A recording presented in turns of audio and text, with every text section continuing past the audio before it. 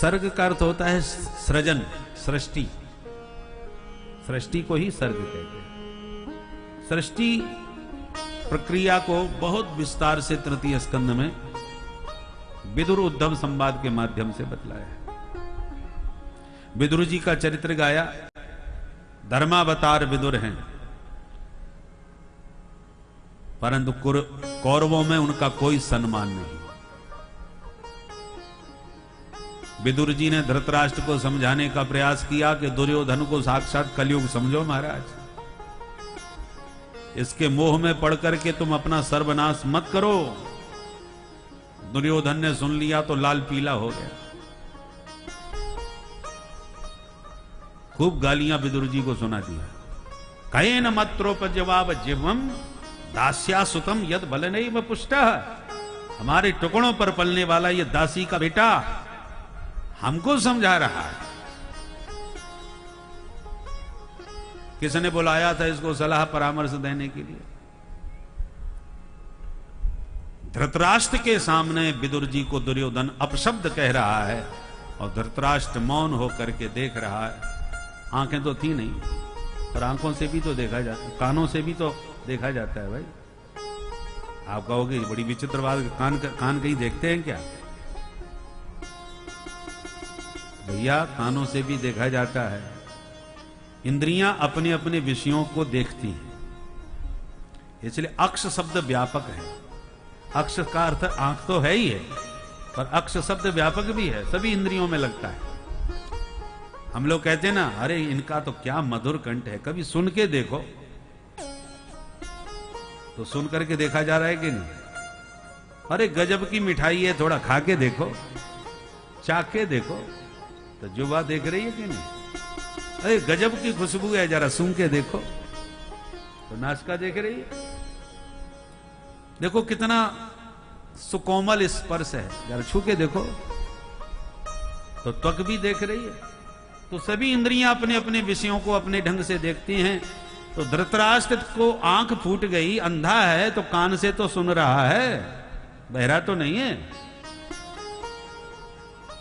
और फिर भी कोई प्रतिक्रिया नहीं।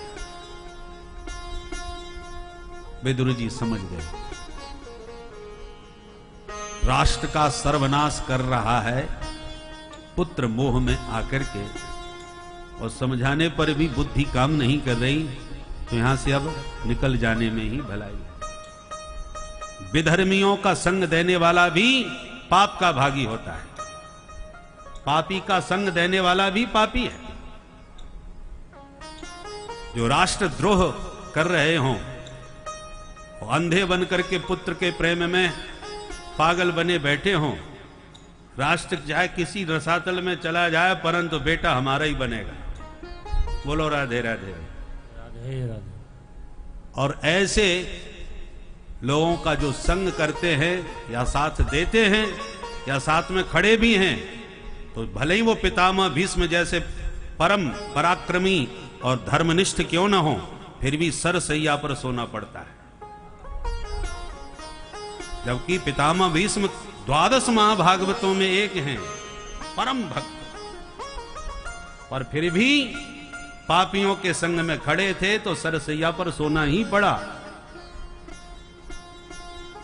कौआ कोयल दोनों एक जैसे लगते हैं। काकः कृष्ण पिकः कृष्ण को भेद पिक काकयो। कौआ कोयल दोनों बिल्कुल एक से हैं, क्या भेद है इन दोनों में? प्राप्ते वसंत समय काकः काकः पिकः पिकः। मौसम आता है जब बसंत का और बोलते हैं दोनों, तब पता चलता है कि कौआ बोल रहा है या कोयल। कौआ की कर्कश वाणी सुनकर के लोग पत्थर मारने लगते, कहां सवेरे सवेरे कांव कांव करने आ गया। और जब कोयल बोलती है तो लोगों के कान खड़े हो जाते हैं, किधर बोल रही है। लोग ताकने लगते हैं, देखने लगते हैं, उसकी मधुर वाणी से मुग्ध होने लगते हैं। समय आ गया है,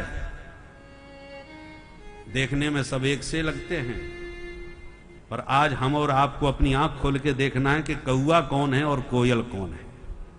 सकल सूरत सबकी एक सी है। समय रहते कोयल की आवाज को पहचान लो, यदि राष्ट्र को सुरक्षित रखना चाहते हो तो। राष्ट्रद्रोही की आपको वाणी समझ में नहीं आ रही, जो खुल करके बोल रहे हैं भारत तेरे टुकड़े होंगे, और ऐसे गद्दारों के साथ जो खड़े नजर आते हैं और हम देख करके भी अनजान बन जाते हैं। इसलिए हमें निष्पक्ष होकर के राष्ट्रभक्ति को ध्यान में रखते हुए सही निर्णय करना चाहिए। यदि सुरक्षित इस राष्ट्र में हम अपने आप को रखना चाहते हैं तो ये समय आ गया है, ये बसंत का समय है। कोयल और कौए की वाणी को पहचानो और कोयल पहचान करके उसका सम्मान करो। बोल भारत माता की जय। कौरव पक्ष में विदुर के रूप में धर्म खड़ा है, पांडव पक्ष में युधिष्ठिर के रूप में धर्म खड़ा है। धर्मात्मा दोनों पक्ष में खड़े हैं।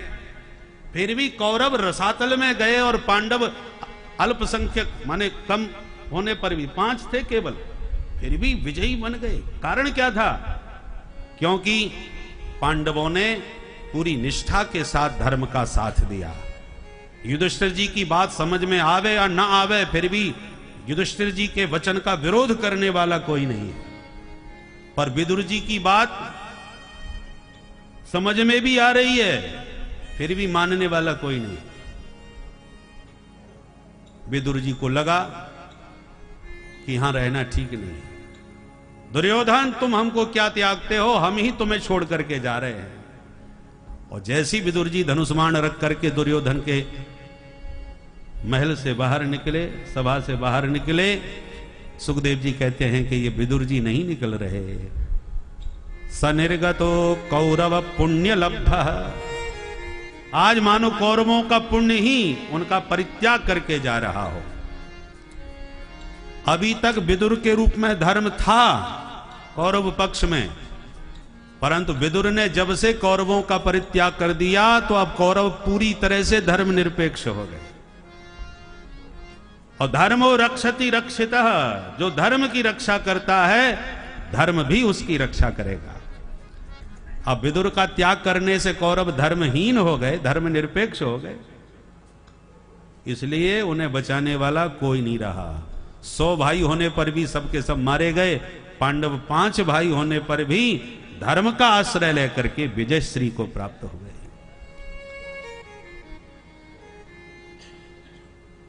इसलिए धर्मो रक्षति रक्षितः, अपनी रक्षा करना चाहो तो अपने धर्म की रक्षा करो,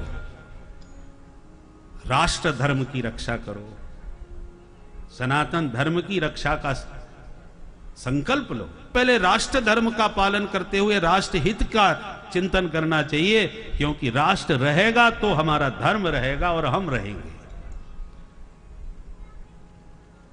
इसलिए विदुर जी ने अंध भक्ति नहीं दिखाई कौरवों के साथ रह करके। बोले ये तो मरने ही वाले हैं और ऐसे विधर्मियों का साथ देने वाला भी रसातल में जाएगा, इसलिए विदुर जी ने त्याग दिया। और जैसे विभीषण जी के त्यागते ही निशाचर आयुहीन हो गए, ऐसी विदुर जी के त्यागते ही कौरव रसातल में चले गए। अस कह चला विभीषण जब ही आयुहीन भय सब तब ही। धर्म का त्याग कर दिया कौरवों ने। आज विदुर जी तीर्थ यात्रा करने निकल गए। तीर्थ यात्रा करते करते उद्धव जी मिल गए। उद्धव जी ने बहुत दिनों के बाद मिल करके बताया कि महाभारत संपन्न हो चुका है, पांडव विजयी हो गए हैं और गोविंद भी अपने परम धाम को जा चुके हैं। विदुर जी हैरान हो गए, भगवान भी लीला संवरण करके चले गए, मुझे पता तक नहीं चला। उद्धव जी बोले जाते जाते मुझे ज्ञान दिया है, पर मुझे तो बद्रीनाथ जाने का आदेश मिला है। मेरे साथ में मैत्री मुनि ने भी वही ज्ञान श्रवण किया था।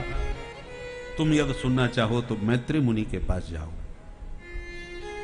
विदुर जी तत्काल मैत्री मुनि के पास पहुंचे और महामुनि मैत्रेय जी से विदुर जी का संवाद यहीं से प्रारंभ हुआ। विदुर जी ने पूछा, प्रत्येक प्राणी सुखी होना चाहता है तो फिर सुखी होता क्यों नहीं? मैत्रेय जी ने कहा, विदुर जी ये संसार में सुख दिखता है पर होता थोड़ी है। ये तो मृग तृष्णा के जल की तरह है, जो दिखाई पड़ते हुए भी प्राप्त नहीं होता। नकली सुख है, दिखता है परंतु उपभोग योग्य नहीं है। जैसे गर्मियों का मौसम आया, सेठ जी ने 100 का नोट अपने बच्चे को थमाया, बोले जाओ दुकान से आम खरीद लाओ। बच्चा अबोध ना समझ दुकान पर गया, फल ही फल दिखाई पड़ रहे थे तो 100 का नोट थमाया, बोले भैया 100 रुपए के फल आम दे दो। तो उसने आम दे दिए। पिताजी ले आया तो बेटा ठंडे पानी की बाल्टी में डाल दो, खूब ठंडे हो जाएंगे तब चूसेंगे। तो डाल दिया। 2-4 घंटे बाद घूम फिर के सेठ जी वापस आए, बेटा अब निकालो आम, अब खाते हैं। तो बाल्टी में देखा मिट्टी पड़ी है, आम एक भी नहीं है। अरे आम कहां गए, तू कहां से लाया भैया ये आम? बोले चलो, जा करके दुकानदार को दिखाया, बोले इसने आम दिए थे। सेठ जी लाल पीले होने लगे, क्यों रे, हमारे बच्चे को तुमने नासमझ जान करके ठग लिया, मूर्ख कहीं के धोखा देते हो। कैसे आम दिए, एक भी खाने के मतलब का नहीं निकला।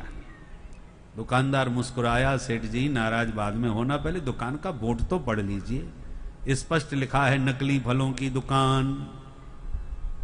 मैंने किसी को धोखा नहीं दिया, साइन बोर्ड लगा हुआ है। आपके बच्चे ने मुझसे कहा मुझे आम चाहिए, मैंने आम दिए। अब मुझे क्या मालूम खाने को ले रहा है कि सजाने के लिए ले जा रहा है। मेरे यहां से सब लोग आम, अनेक फल हैं, ले जाते हैं पर घर में जाके सजाते हैं, खाते नहीं हैं। खाने वाले आम दूसरे हैं, ये तो सजाने वाले हैं, दिखाने वाले हैं। उसी प्रकार ये संसार में सुख दिखता है पर ये देखने वाला सुख है, खाने वाला नहीं है। सब एक दूसरे को सुखी समझ रहे हैं। महाराज आपकी जिंदगी बड़ी मस्त है, आप बड़े सुखी हैं, हमारी तो महाराज नरक बनी हुई है, पूछो मत। जिसको देखो वही हाल है। पर आप जिसको परम सुखी मान रहे हैं, जरा उसको भी तो टटोल के देखो, वो तुमसे ज्यादा अपनी समस्या सुनाने को बैठा है। आप किसी को भी एक अपनी समस्या सुना दो, वो बदले में 4 सुनाने के लिए तैयार है। अरे तुम पर तो इतनी बीती, हमसे सुनो।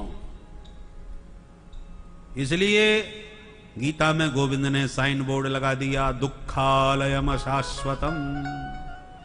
ये संसार क्या है, बोले दुखालयम। दुखालयम का मतलब दुख का घर। जैसे भोजनालय, विद्यालय, औषधालय, पुस्तकालय, ऐसे ये दुखालय। दुखालय में दुख ही दुख मिलेंगे आपको। अब भोजनालय में जाके आप कहो कि भैया हमें लघु सिद्धांत कौमुदी चाहिए, तो भंडारी जी के यहां कौमुदी का क्या काम? और पुस्तकालय में जाके कहो भैया बड़ी जोड़ की भूख लगी है, समोसा कचौड़ी जो मिले सो दो, तो पुस्तकालय में समोसा कचौड़ी का क्या काम? सबके अलग अलग आलय हैं। ऐसे अब इस दुखालय में आप सुख ढूंढते फिरोगे तो जिंदगी भर सुख का पीछा करते भागते भागते जिंदगी समाप्त हो जाएगी, सुखी कभी नहीं हो पाओगे। होगा सुख तब न मिलेगा। और हम हर प्राणी सुखी होना चाहता है, सुख का अंश है भगवान सच्चिदानंद, जो आनंद सिंधु सुख राशि हैं, तो उस राशि के हम अंश हैं, तो हमको सुख तो चाहिए। अंश अंशी की ओर आकर्षित होता है। परंतु माया ने ऐसा प्रपंच पाला है कि जहां सुख है उधर हम जाते ही नहीं, दुख के दलदल में धंसते जाते हैं और सुख ढूंढते जाते हैं और फंसते जाते हैं।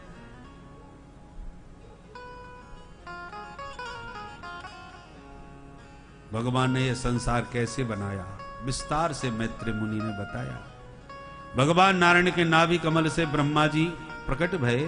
तप करने के बाद ब्रह्मा जी ने जब सृष्टि का शुभारंभ किया तो सबसे पहले संकल्प किया और 4 ऋषियों को प्रकट किया, सनक, सनंदन, सनातन, सनत कुमार। चारों से कहा तुम भी सृष्टि का विस्तार करो।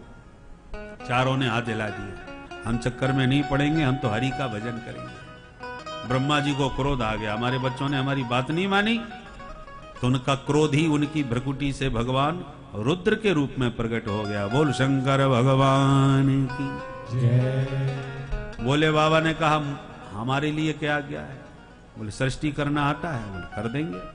तो करके दिखाओ। तो भोले बाबा ने भूत प्रेत डांकनी पिशाचनी तमाम पैदा कर डाली। ब्रह्मा जी बोले बस बस बेटा हो गई सृष्टि, तो शांति से बैठ के भजन करो, ऐसी खतरनाक सृष्टि नहीं चाहिए। तो बोले बाबा अपने भजन में मस्त। ब्रह्मा जी बेचारे फिर परेशान। अब की बार ब्रह्मा जी ने पुनः संकल्प करके 10 ऋषियों को प्रकट किया। मरीचि, अत्रि, अंगिरा, पुलस्त, पुलह, क्रतु, भृगु, वशिष्ठ, दक्ष और देवर्षि नारद। वाणी से सरस्वती को प्रकट किया, छाया से कर्दम ऋषि को प्रकट किया। ये सब संकल्प की सृष्टि है। बाद में अपने वाम अंग से कन्या और दक्षिण अंग से पुरुष को जन्म दिया। इसलिए पत्नी वामांगी होती है। बाईं तरफ पत्नी को बैठाया जाता है, क्योंकि वो पुरुष का बायां अंग स्त्री का होता है और दाहिना अंग अपना। ऐसी स्त्री का भी। इसलिए स्त्रियों के बाएं अंग फड़कने को शुभ माना जाता है और पुरुषों का दाहिना अंग फड़कना मंगलकारी होता है।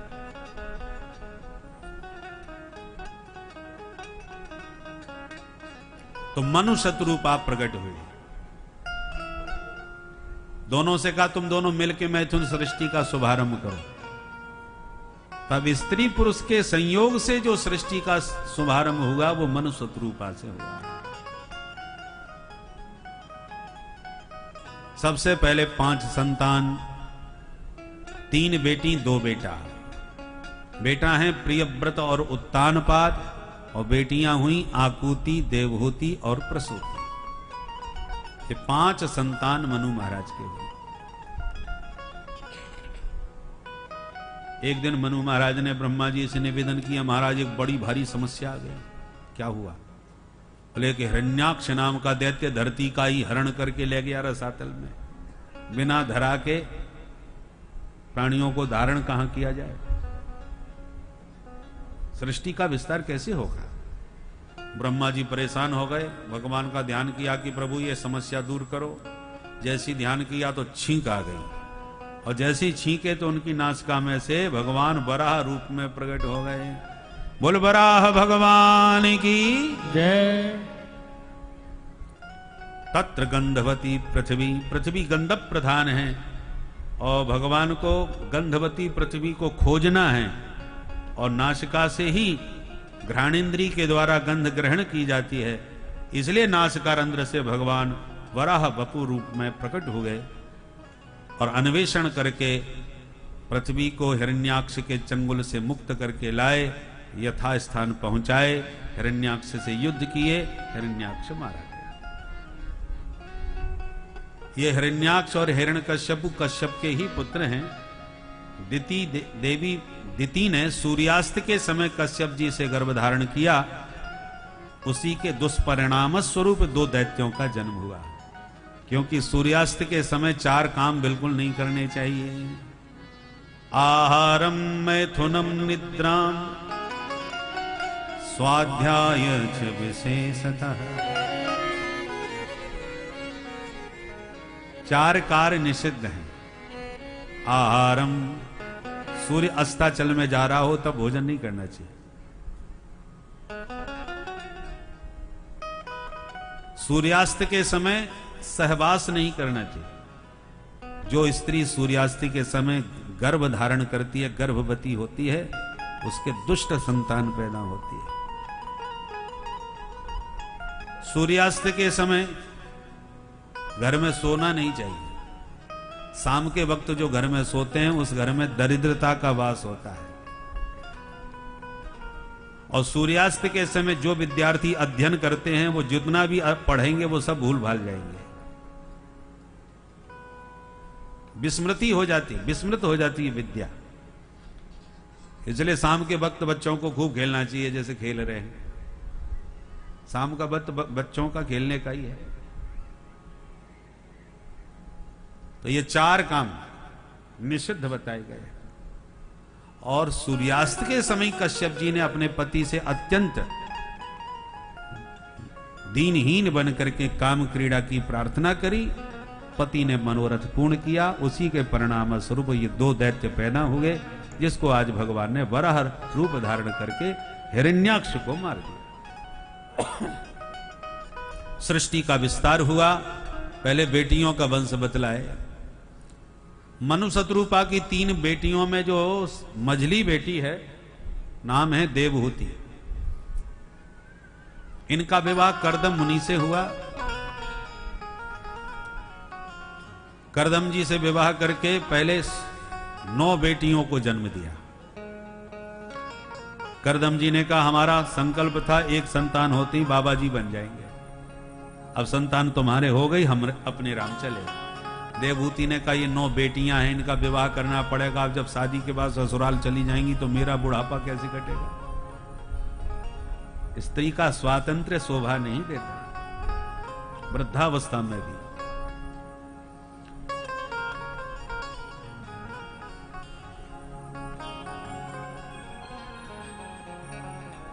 तब कश्यप श्री कर्दम जी को याद आई कि प्रभु ने कहा था कि तुम विवाह करोगे तो हम तुम्हारे बेटा बनेंगे, और भगवान यदि बेटा बन के घर में आ जाएं तो हम जंगल में क्यों जाएं। विचार बदल गए। पुनः देवहूति गर्भवती हुई तो अब की बार मां देवहूति के गर्भ से साक्षात भगवान कपिल रूप में प्रकट हो गए। बोल कपिल भगवान की जय। सिद्धेश्वर भगवान सांख्य शास्त्र के प्रवर्तक कपिल भगवान का दर्शन पाने के लिए स्वयं ब्रह्मा जी अपने ऋषि पुत्रों को साथ में लेके पधारे। नारद जी बचपन से घुमक्कड़ स्वभाव के थे, इसलिए कहीं घूमने निकल गए, बाकी नव ऋषियों को साथ में लाए। भगवान कपिल के दर्शन पाए, प्रेम से स्तुति गाए, और जब लौटने लगे तो कर्दम जी ने प्रणाम किया और ब्रह्मा जी से निवेदन किया, सरकार आपके साथ में 9 छोरा, मेरे घर में 9 छोरी, बढ़िया जोड़ा बन जाएगा महाराज, ना आपको भटकना पड़ेगा ना हमको। ब्रह्मा जी खुश हो गए। शुभस्य शीघ्रम, बहुत सुंदर विचार है। ब्रह्मा जी तो इसके लिए तैयारी बैठे थे, वो तो चाह ही रहे थे सृष्टि का विस्तार जैसे हो जल्दी से जादू। तो सबसे बड़ी बेटी कला देवी का विवाह मरीचि मुनि से कर दिया। दूसरी बेटी अनसुईया जिसका विवाह अत्रि मुनि से कर दिया। तीसरी बेटी अरुंधति जिनका विवाह वशिष्ठ जी से किया। ख्याति का विवाह भृगु ऋषि से किया। शांति का विवाह अथर्वण ऋषि से किया। क्रिया का विवाह क्रतु ऋषि से किया। हविर्भू का विवाह पुलस्त ऋषि से किया। ऐसे करके सब बेटियों का विवाह करके विदा कर दिया। कर्दम जी बोले देवी जी बेटियां गई ससुराल और बेटा तुम्हें मिल ही गया, जिम्मेवारी घर की पूरी भई, अब अपने राम चलते हैं। कर्दम जी तपस्या करने चले गए और कर्दम जी ने समाज को शिक्षा दी, घर में कितना भी आनुकूल्य क्यों न हो, अरे देवहूति जैसी पतिव्रता पत्नी, कपिल जैसा बेटा, अनुसुईया जैसी बेटी, भृगु वशिष्ठ जैसे दामाद, मनु शत्रुपा जैसे सास ससुर, किसी भी पक्ष से कोई कमी है क्या? सब चकाचक।